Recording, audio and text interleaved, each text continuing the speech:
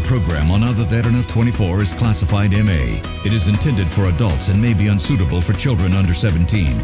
It may contain crude, indecent language, explicit sexual activity, graphic violence, or political ideology. Viewer discretion is strictly advised.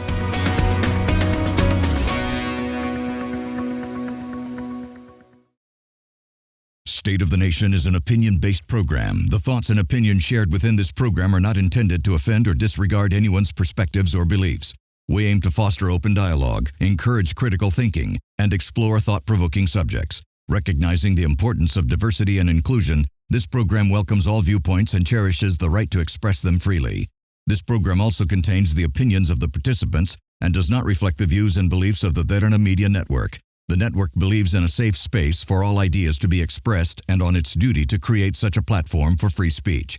Viewer discretion is strictly advised.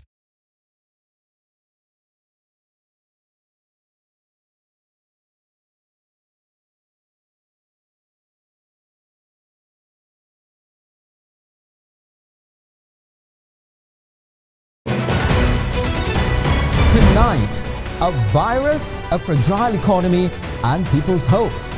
Sri Lanka seems to be toying on thin ice with concerns of a new virus outbreak from China. Is this nation ready to face such a crisis again? Have we got our economic bearings to the brim that would allow us to weather another health emergency? Or are we actually playing with fire without learning the lessons from the past? For insights, analysis, and opinions, I will speak to the Deputy Minister of Health and Media, Dr. Hansaka Wijemuni, the Secretary of the Ministry of Health, Dr. Anil Jasinghe, Opposition Parliamentarian from the Samagi Janabalawege, Dr. Harsha de Silva, former Minister of Foreign Affairs, Ali Sabry, former Minister of Transport and Investment, Dilum Amunugama, Global Business Cycle Economist Dr. Kenneth de Silva, and lecturer in charge for Public International Law at the Bandaranayake Center for International Studies, Dr. Udara Soysa. Good evening, I'm Mahieash Johnney, and this is the State of the Nation.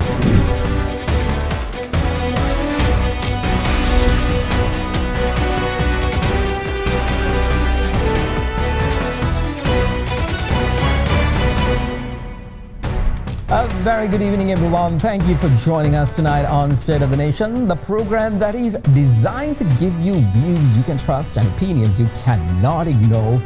At least we strive to do just that. Lots to get through tonight, so let's get started.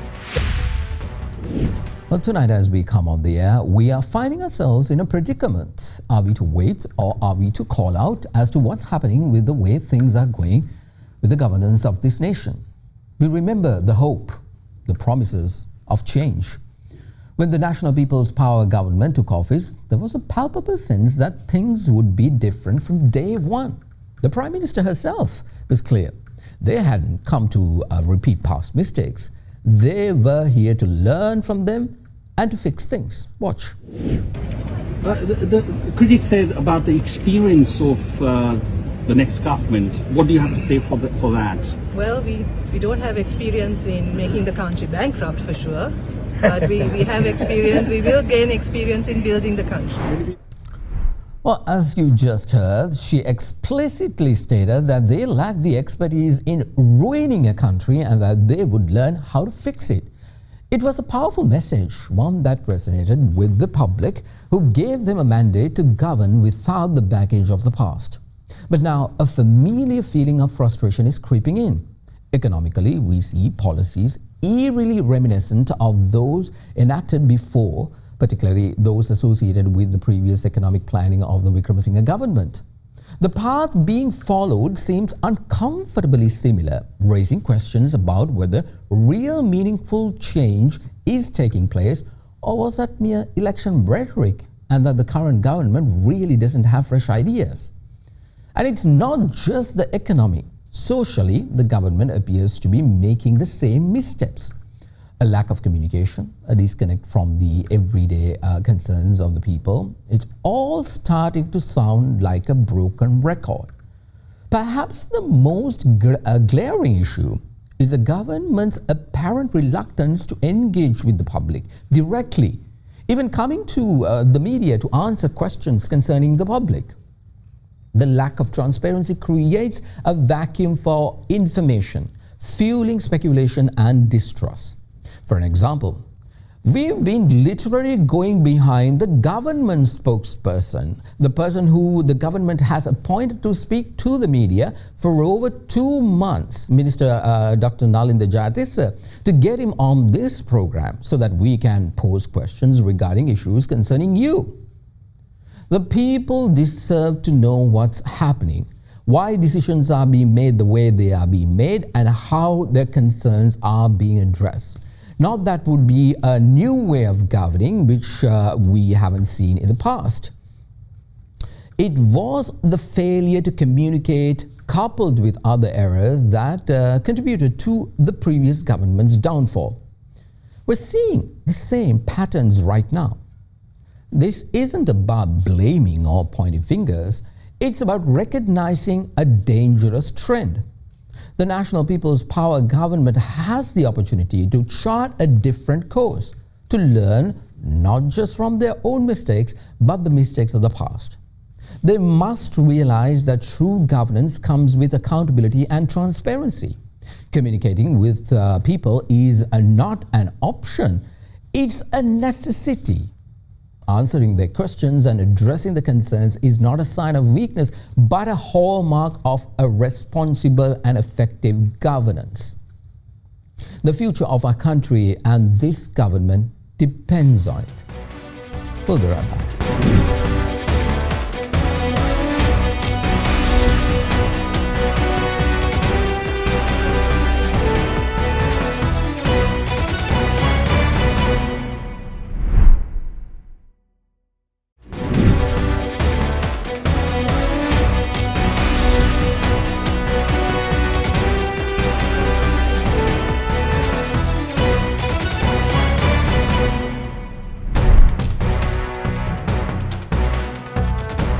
Welcome back everyone to the State of the Nation. Now in our lead story tonight, human metapneumovirus. Is Sri Lanka safe? Now, the Medical Research Institute of Sri Lanka has confirmed that the HMP virus currently spreading in China as a disease which has already been identified in a few instances in Sri Lanka. That's what was earlier said. But the health officials around the world are saying that the strain this virus is not as bad as COVID-19. But with the rate it's spreading, there are questions that needs answers. Let's get more data on that, and joining me now is Dr. Anil Jasinghe, Secretary to the Ministry of Health. Appreciate you being here, sir. Thank you very much for taking the time. Now, first, explain to us as to what's the difference between the HMP virus and the coronavirus. We're being told that this virus is not severe as the coronavirus. Is this the case? Yes, Mahieash. Now, basically, HMPV, human pneumometavirus, is basically a seasonal virus. And you find it in global north during winter and spring seasons, and this is what is reported from China, northern China, and it's not a new virus. It had been found in 2001 in Netherlands, and even in Sri Lanka we have had it before, somewhere in 2023. So when it comes to COVID-19 is a new virus. We know that we had pandemic in 2019, 2020. But even if you take even COVID virus, it has become sort of endemic now. So it also basically causes mild illnesses, and the HMPV basically is an upper respiratory tract infection, and it causes mild infection, and the mortality is very much less.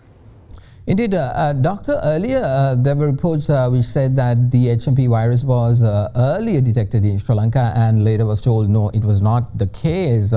What's the truth to that? Do we have the virus already detected in Sri Lanka? Yes, now actually we have necessary facilities to detect HMPV virus. We call it multiplex method, which can detect about 33 viruses including HMPV. So we haven't detected any HMPV this year, up until now.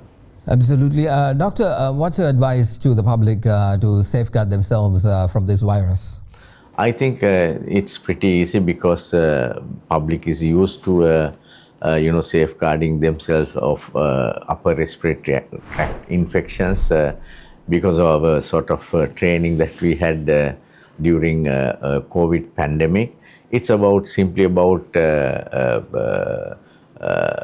respiratory etiquette. If you are ill, wear a mask, and then if the flu, the viral fever spikes are going to be there, try and avoid crowded, places. So then, when you sneeze, cough, you do that without sort of spreading the droplets, and then those are the basic thing. And wash your hands frequently and adequately. But then there's no reason for to be alarmed, even if there are going to be certain HMPV cases. It's not going to be a big issue, and because this virus, it is believed that this virus would not go into epidemic or pandemic, go into pandemic proportions. There can be sort of epidemic as it's what's happening in China. So in globalized world, these things can happen. But there is no alarm, and the Ministry of Health Epidemiology Unit is really focusing on this. There are several methods, sentinel surveillance in 20 hospitals for fever, and then also we call SARI, severe acute respiratory disease surveillance, which is conducted on admitted patients. So both these are routine surveillance methods. Whether this kind of situation is there or not there, we actually conduct around the year. All right, thank you very much. We have to leave it at that. That was the Secretary to the Ministry of Health, Dr. Anil Jasinghe. Appreciate it, Doctor. Thank you very much. Meanwhile, early on, the government said that all is fine and nothing to worry about regarding this virus. Sounds familiar, right? Remember what we started to hear back in 2021 when the coronavirus was spreading all across the world? First, we were told nothing to worry, all under control. Even the so-called coronavirus guru of America, Dr. Anthony Fauci himself, earlier said that no, you don't have to wear masks, they're ineffective. We all believed it. Later we found out that it would have saved a lot of lives. Then they said that the vaccine, everything is going to be fine, we obediently have to take just one shot. And later they said, no, you need several more booster shots. Sri Lanka's economic downfall began with that coronavirus crisis and undermining its impact to the nation's financial system. So is history repeating itself? Does Sri Lanka has a proper plan to take control of this situation in case, God forbid, it turns into a major crisis the world over? So let's try to understand as to what the government is doing to keep us safe. And for that, let's go to Deputy Minister of Health, Dr. Hansaka Wijemuni, standing by. He joins me via Zoom. Thank you very much, Minister, for your time. Now, we keep hearing warnings after warnings coming from the World Health Organization, and many countries are ramping up their screening process and also straightening the health sector. What's Sri Lanka's plan in facing this virus?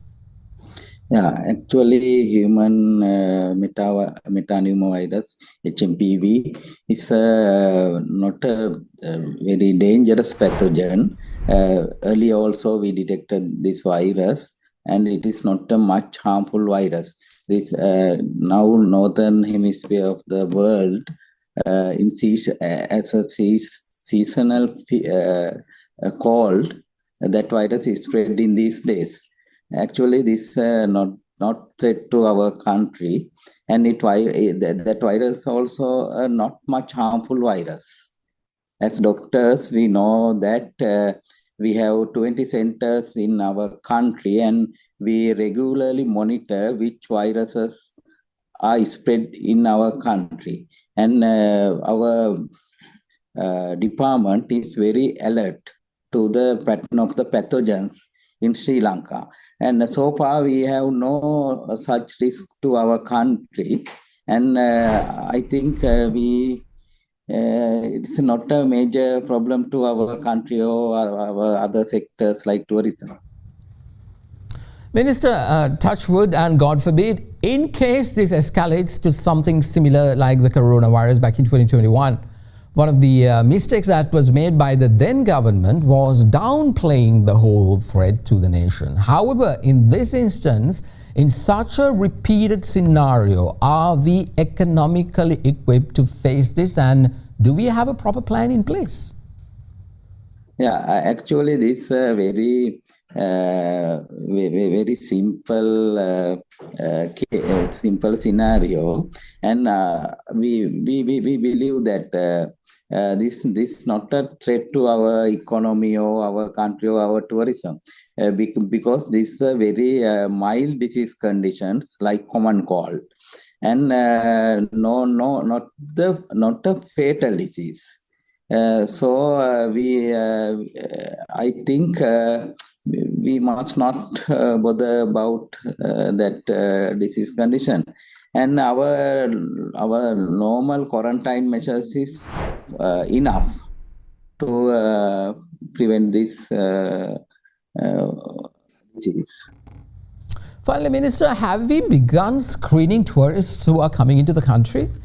If not, why not? No, this is not the major threat to our country. Actually, this is a seasonal influenza episode in northern hemisphere of the world. Each year, reported such cases in northern hemisphere, and a lot of tourists came to that area, to our country. But our department experts thought, and they advise us, we need no special measures at that moment. All right, let's leave it at that. Thank you very much. That was the Deputy Minister of Health, Dr. Hansaka Wijemuni. Appreciate it. We're going to take a short break, and when we return, former Minister Dilum Amunugama will join me to talk about this government's progress, and later Dr. Harsha Silva from the Samagi Janabalavege will also be here to give us his take on the economic progress. This is the State of the Nation. Back in a moment.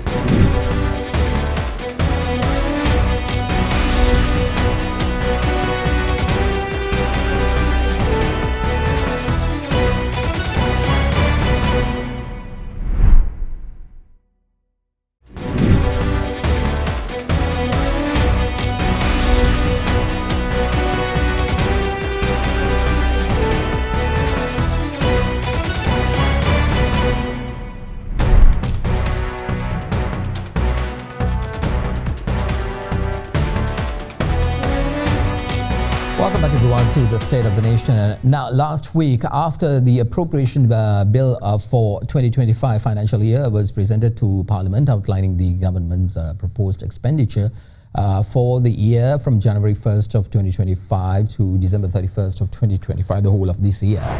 Now, the total estimated government expenditure for this period has been set at 4,616 billion rupees.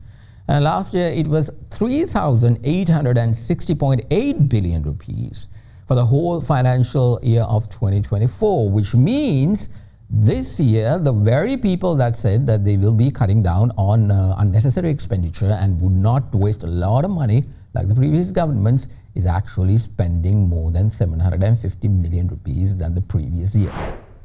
Please keep in mind the final figure of course, will change as this will go through the debate stage in Parliament and changes to the budget will be made. But with a two-thirds majority, you can make an educated guess that there's a high possibility the government will get what they want. Let's get some reactions. Joining me now is opposition parliamentarian Dr. Harsha Silva. Doctor, appreciate your time and thank you very much for joining us. Now, first, let me ask you about this government's economic plan. Do you see a clear path towards alleviation of hardships for the people, especially the lowest tier with this new budget? You see, the other day in the Committee of Public Finance, we increased the Aswasuma payment from 8,500 to 10,000 for a group, the other group from 15,000 to 17,500, and the third group remained at 5,000 but extended the duration till the end of the year.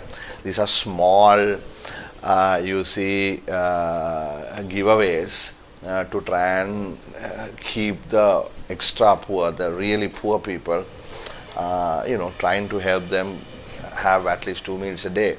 But that's not what the economic plan ought to be going forward. There has to be a well thought out, implementable plan. These guys came to office saying they are going to change the system, that for 75 years everybody did was wrong and the open economy was wrong all these policies were wrong. That is why this country went bankrupt, etc., etc. But I'm sorry to say they have not been able to propose anything new. As a matter of fact, they're just continuing from where President Wickremesinghe left off.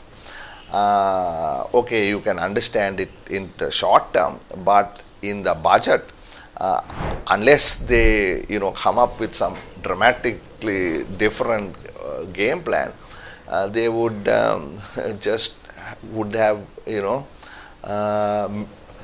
misled the people once again. That's what I have to say about that.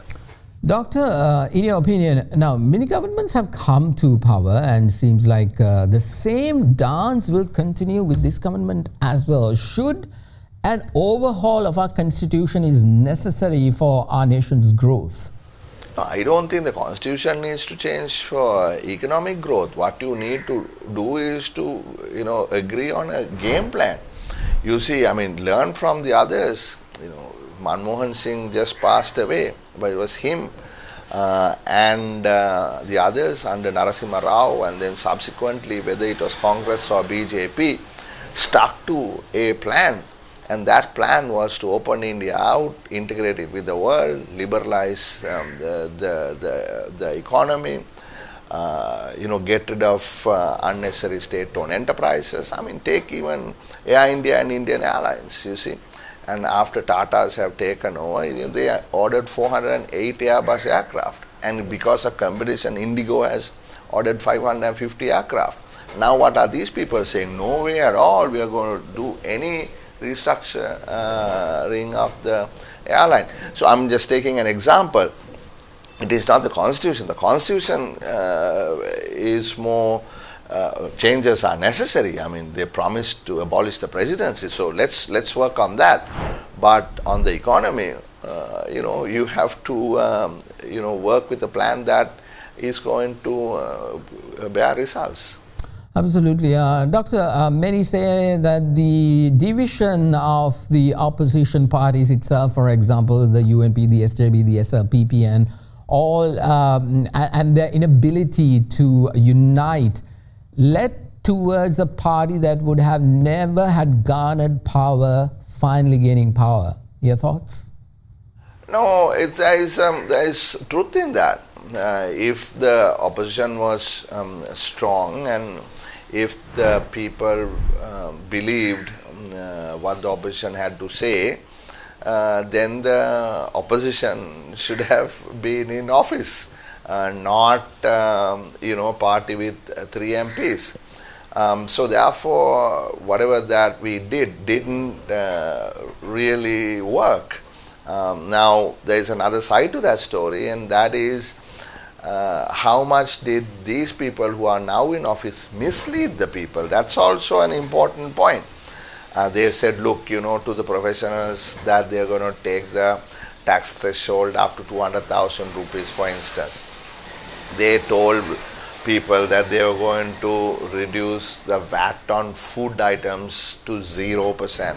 They told them that healthcare will be brought down to 0% VAT and so on and so forth. Nothing of that seemed to happen. As opposed to that, they said they are now going to increase the withholding tax, etc., which they never spoke about. So there is a whole lot of misleading that seemed to have gone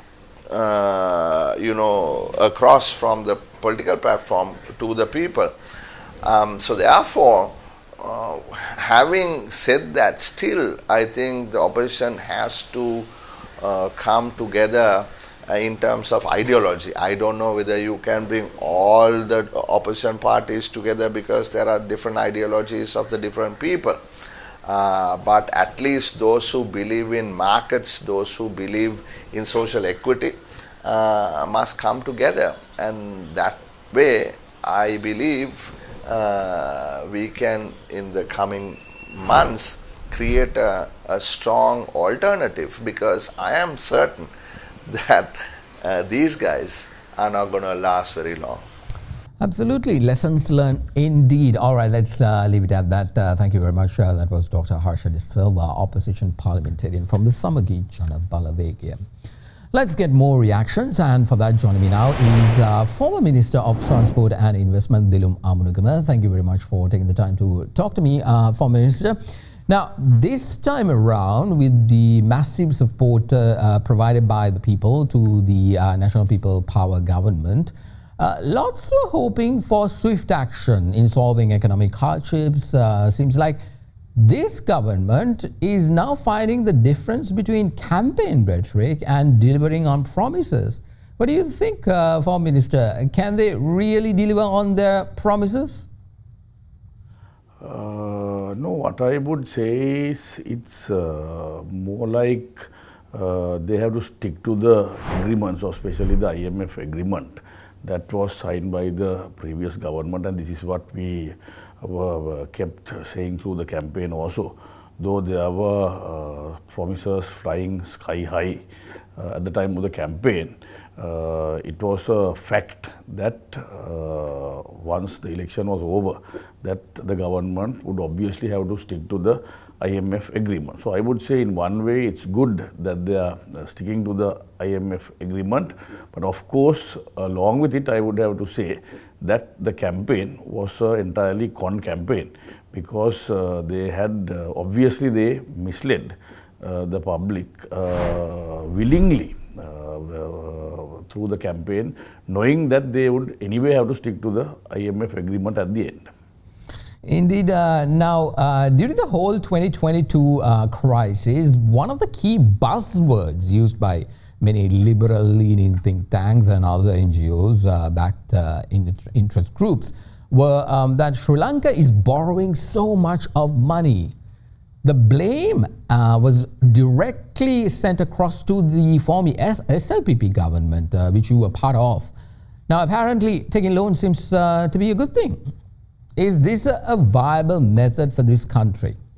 Not really, because just one correction, Manish, because the allegation could not be directly aimed at the SLPP government, because if you take the time frame where most of the borrowings had been taken up, that is in the period of the Yahapalana government. So that correction has to be made. And of course, borrowing is done on a regular basis when you are a government. Borrowing is done, but it is the ratio of borrowing. So obviously we had borrowed too much and not being able to settle it on time. That's how we went into a default status. But of course, the COVID pandemic that we had to encounter with, and of course the whole world, was the main issue for the situation that came up at that time. But as usual, in third world countries, you find the opposition doing politics with any type of crisis.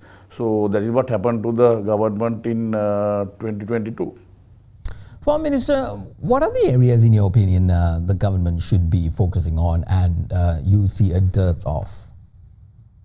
The government should be mainly focusing on agriculture and food security at the moment. As you saw during the campaign, their main slogan was recovering stolen assets, which was another yarn that they had made up for the sake of winning the election, and which could not be recovered, and there is no such thing up to now. We see their own members going against what they had said during the election period. But however, I think right now they should leave all that aside and focus mainly on agriculture and food security, where even currently we are facing a problem with shortages of rice and food shortages. So food security and of course economic development or investment is a very key area that they should look at. I've heard that they have abolished the Ministry of Investment Promotions also and attached it to the Finance Ministry, which I would say is a very unwise decision that the government has taken, because the only way out to get out of this this status or the default status is to bring in more FDIs as much as possible. Of course, tourism is picking up, but that's a very small sum. So we should at least try to double up. At the end of the last period that I was the State Minister of Investment, we managed to achieve the target of $2 billion. So I think they should try to keep that going and try to accelerate on foreign direct investment. Absolutely. Let's see how this progress. Let's leave it at that. That was former Minister of Transportation and Investment and current national organizer of the Sabry Dilum Amunugama. Appreciate your time, sir.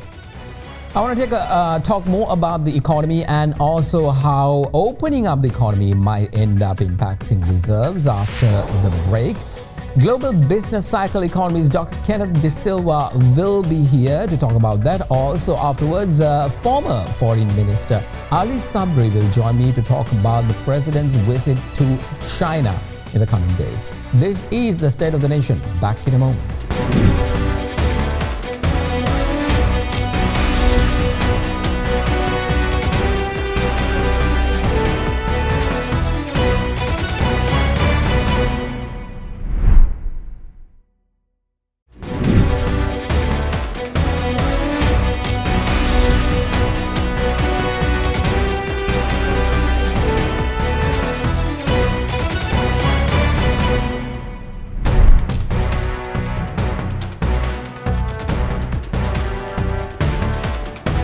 Welcome back everyone to the State of the Nation. Now, Central Bank Governor Dr. Nandalal Veerasinghe recently said that Sri Lanka will focus on stronger recovery this year after Sri Lanka posted a real GDP growth of about 5% in the last quarter of 2024, the highest in 7 years.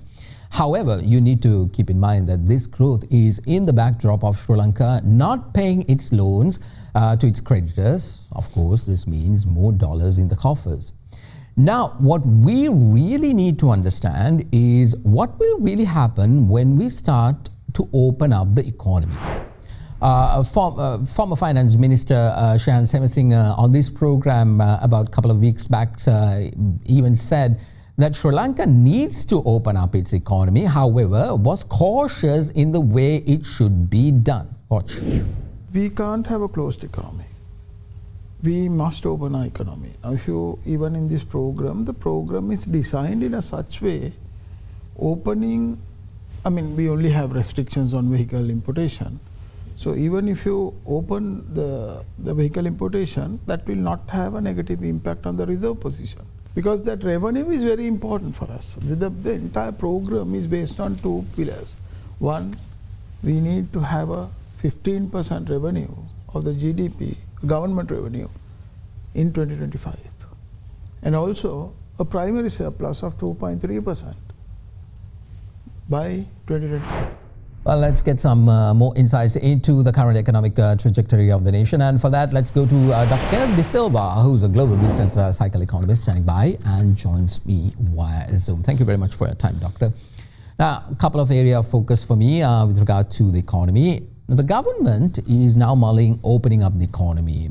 If we take one aspect of it, which is the vehicle market, we are looking at somewhat around April for a systematic step-by-step importation of vehicles back into the country. Now, this is going to hit the reserves for sure. But the government's claim, Doctor, along with former Minister of Finance, is that the income from vehicle sales is much needed for the country. Your thoughts? Thanks, Mahieash. Your assumptions and analysis is spot on. So there are two parts to this. One is the IMF policy framework is to liberalize. There is no two words. The government cannot avoid liberalization as part of its IMF framework. So that's the first point. So come April, you will find as a first part, you will find vehicles being imported into the country as part of these IMF measures. The second part is where you're looking at the revenue side. The revenue side, yes, there is a requirement for government to generate adequate revenue to meet the IMF targets. And currently, if you look at the fiscal state of this country, we are still in a fiscal deficit.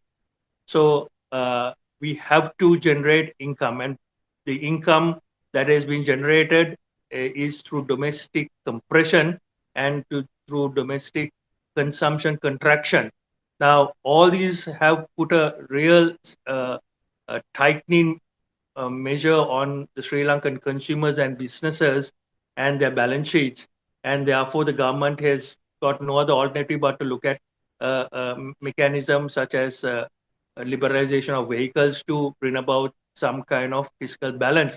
But having said that, the balance doesn't seem to really work in the government's favor because the net effect, overall net effect, if you look at the macro balance sheet, is still negative. Why I say that is because the exchange rate movement is far detrimental than the revenue that the government will generate. And if the exchange rate shifts, then I think the government will really start to feel the pressure, and we will have to have a further round of fiscal tightening to generate the exchange rate movement impact on the fiscal.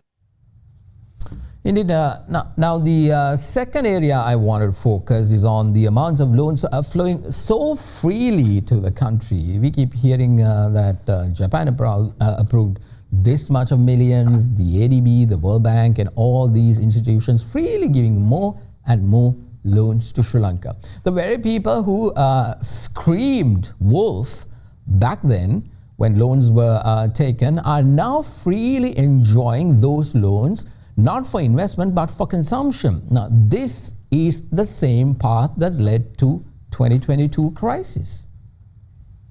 You're absolutely right. It's a dangerous move. We have seen this time and time over again, where we see multilateral agencies come in and kind of make donations, so to speak, to the overall government coffers. But these donations are all dollar-based denominated debt, and that stacks up against the overall external debt portfolio. Now, if you look at the external debt portfolio, the multilateral agency composition itself is around 25%, 27%, which is a fairly large number. But having said that, these loans do come at a concessionary rate of interest and also has a longer term nature than the more commercial loans like sovereign bonds that the government has on its balance sheet.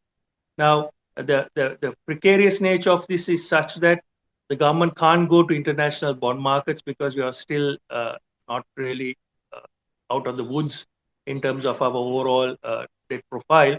And therefore, we have to rely on these agencies for for funding for the fiscal deficit, meeting our fiscal requirements, to meet our fiscal deficit targets.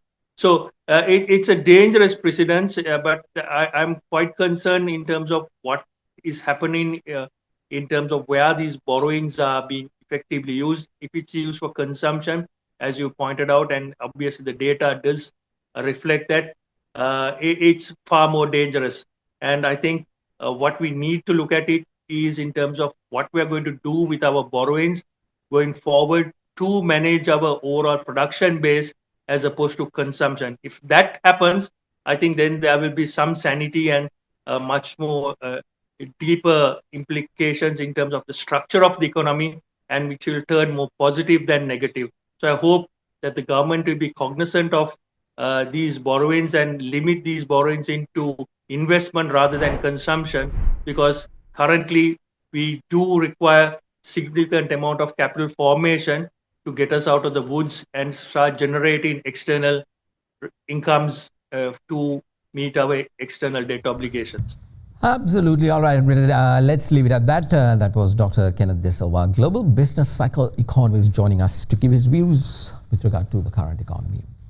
Now, as you know, last month, President Amunugama made his first international visit to India, and now in a couple of days, he will be in China, which is a prudent decision for sure. But walking this tightrope of managing India and China is quite vital for our nation's growth. Both nations are at loggerheads with each other, and Sri Lanka's non-aligned foreign policy has worked thus far. However, with a president like Donald Trump coming back into power in the United States, might tip the balance. Joining me now to get some insight is our former Foreign Minister, Ali Sabry. Thank you very much, sir, for your time, and I appreciate you joining us once again. Now, the president's impending visit to China, how crucial is this in your opinion, and what should be the top priority for the president? Thank you, Mahieash, for having me. I think it's a very, very important visit to Sri Lanka. China had been a long-standing Sri Lankan friend. In difficult situations, they have supported Sri Lanka, particularly on economic development, as well as during the war, supplied continuous arms and ammunition so that we could defeat the terrorism. And in the meantime, in international arena and multilateral forums, Chinese support has been very, very crucial. So therefore, the most important thing right now is to kickstart the Sri Lankan economy. We must ask for their support and investment. And I think that should be the focus. And also to share their expertise, particularly on digitalization, modernization of our agriculture sector, teaching methods. So there is so much to learn from Chinese. Foreign Minister, now walking the tightrope of India, China and America with Trump coming in, what are the risks and pitfalls that this government can actually fall into? I think most important thing is Sri Lanka should continue to maintain the independent foreign policy. You shouldn't take sides. We should always make it very clear Sri Lanka is an independent country. We have always had this non-aligned foreign policy, and that doesn't mean that we work with no one. It means that we are multi-aligned. We are not too aligned to anyone. So therefore, keep that policy clear at the beginning and just say what you are doing. And without trying to, because in a complex world like today, you can't mislead anyone. So therefore, it's important that we put the card in, all cards in front, discuss that and tell that this is our priority, this is our people want, anything else people will not tolerate. That's why it's very, very important we set the record straight and work with everybody on an independent foreign policy. Absolutely. All right, let's leave it at that. That was former Minister of Foreign Affairs, Ali Sabry. Thank you very much. We're going to take a short commercial break, and when we return, I'll be speaking to Dr. Udara Soysa, lecturer in charge for public international law at the Bandaranayake Center for International Studies, regarding the incoming Trump's second term and its impact even before all the drama starts. This is the State of the Nation. Back in a moment.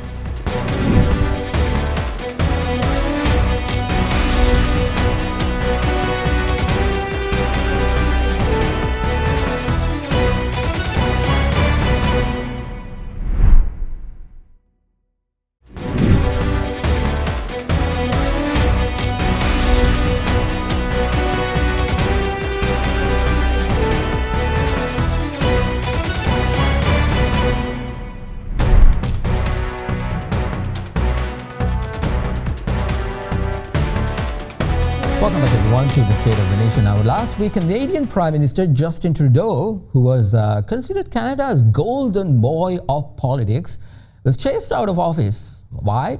Well, his meeting with incoming US President Donald Trump didn't go as planned. Trump, of course, in the Trumpiest way possible, made fun of Trudeau, calling him to be the governor of the 51st great state of the United States, which is Canada. That didn't go very well with party members of his own party, which openly started to quit major positions. It only took one Truth Social post from Donald Trump, who's yet to be president. He'll be sworn in on the 20th of January, to cost the premiership of their northern neighbor. That begs the question, what would Trump's second term actually look like? Will leaders bow down to his will as and when he wants, and more importantly, at a time where our own president and the government is labeled as a Marxist government? How will this sit with the incoming US president, and how will foreign policy with the United States looks like? Well, let's bring in Dr. Udara Soysa, lecturer in charge for public international law at the Bandaranayake Center for International Studies. Thank you very much, Doctor, for being here. It only took one meeting with Trump, and even before a decade ends, Trudeau, the golden boy of Canada's premiership, it comes all crashing down. How do you interpret this? Does Trump really have so much of power, as he says, over affairs of the world? I think, Mahieash, you have to understand the overall of how basically the mentality and the political sociology of how things work in Canada.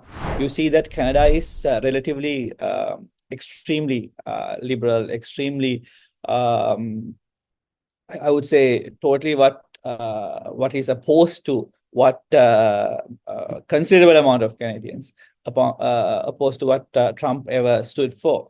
So I think ultimately you're looking at the threats of trade war, or having around 25% of taxation for tariffs for the Canadian goods.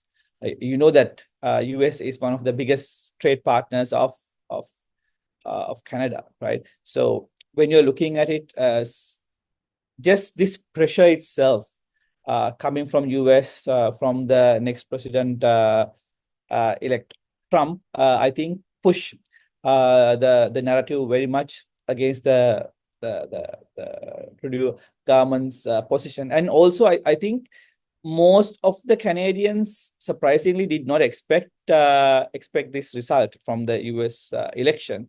So I would say if Trump was not elected, this would not probably happen. And I think this gives you an answer to the question, the impact or the impactfulness of Trump's second presidency to Canadian politics. It's quite surprising, and also quite not surprising, if you ask me. Indeed. I mean, if you really look at what's happening in Canada, that nation has been going woke way too hard. And if you look at its opposition leader, Pierre Poilievre, he's gaining traction so much. Do you think with Trudeau stepping aside, his party still has a chance in securing power in the next election? Or are we looking at a conservative leadership and its rise to power in Canada as well, just like in the United States? I think, yes, a rise to power, but not to the same extent. I think, if you see the result of Trump, that is very comprehensive. And you need to understand how basically the demographics of the Canada works as opposed to how US. Now, US, you can see the conservative bloc has always been there throughout from the start of from 1700s, from the formation of the United States to even today. You see the conservative bloc very strong, present in US. However, in Canada, it is not as much present as in US. But now you can see certain trends where not only in Canada, but also even in Europe, you can see these trends. The wind and the waves are shifting slowly but surely throughout the conservative side. But I'm unsure whether it will be like a thumping win as you saw for Trump back in the last election. But you can see definitely a clear shift in terms of the winds and the waves from the liberal mindset or from the liberal perspective to conservative, more realistic position as we move forward for the next several years, for sure. Well, it's going to be interesting times indeed. Thank you very much. We'll leave it at that. That was Dr. Udara Soysa, lecturer in charge for Public International Law at the Bandaranayake Center for International Studies. Thank you. Sri Lanka, a land of breathtaking beauty, vibrant culture, and resilient people. But lately, the story has been one of a struggle. The economic crisis of 2022 has shaken us to our core, exposing deep cracks in our system. And honestly, many of us are tired of broken promises, tired of political games, and tired of being let down. We've reached a critical juncture. The current government faces a monumental task, a chance to truly steer this nation to a new direction. But to succeed, they need to learn from the past. We've seen short-sighted policies, corruption, and a lack of real leadership repeatedly hindering our progress as a nation. And it's time to break free from that cycle.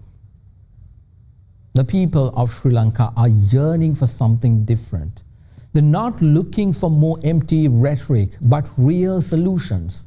They're looking for leaders, strong, decisive leaders who prioritize the nation above personal gain. Leaders who have a vision and a determination to implement it. We see examples around the world all the time. We see leaders like Mahathir Mohamad, who transformed Malaysia's economy with bold reforms and a focus on long-term success. And then there's Lee Kuan Yew, who built Singapore from a small trading port to a global powerhouse through discipline and planning.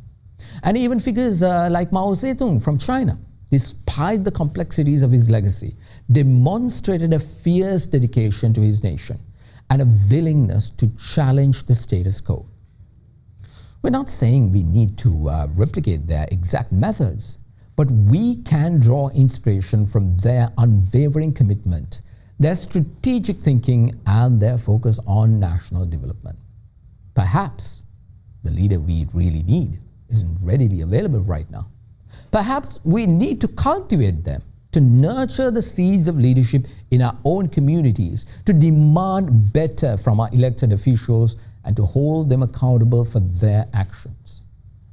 This is our opportunity to turn a crisis into a turning point for this nation, to leave behind the mistakes of the past and to charter a new course, a course that would help and benefit the people of this country.